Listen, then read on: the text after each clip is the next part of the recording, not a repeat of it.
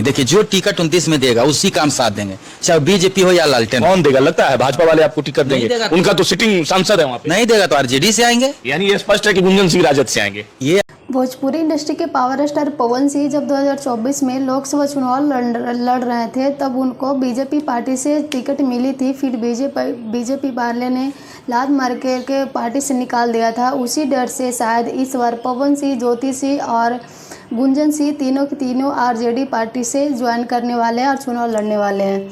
नमस्कार दोस्तों, Radhe Radhe. I hope आप से अच्छे होंगे, मस्त होंगे, स्वस्थ होंगे। अगर चैनल पर नया है तो चैनल सब्सक्राइब करके एक प्यारा सा लाइक में ज़रूर करें।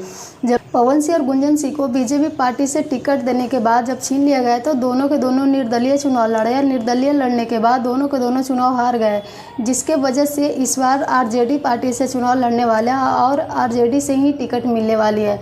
ऐसा भी देखा जा रहा है कि बहुत लोग ऐसा बोल रहे हैं कि पावर स्टार पवन सिंह अपना खुद का पार्टी बना रहा है, तो शायद उसमें बहुत लोग ऐड हो सकते हैं। लेकिन इस बार सबसे बड़ी खबर ये है कि गुंजन सिंह, पवन सिंह, ज्योति सिंह दोनों आरजेडी से आने वाले हैं। वैसे पवन सिंह और ज्योति सिंह को लेकर के चुनाव का विवाद तो बना ही है, लेकिन अगर आरजेडी में आ गए तो भी तेज प्रताप यादव भैया तो बहुत ज़्यादा भड़के ही हुए हैं और पता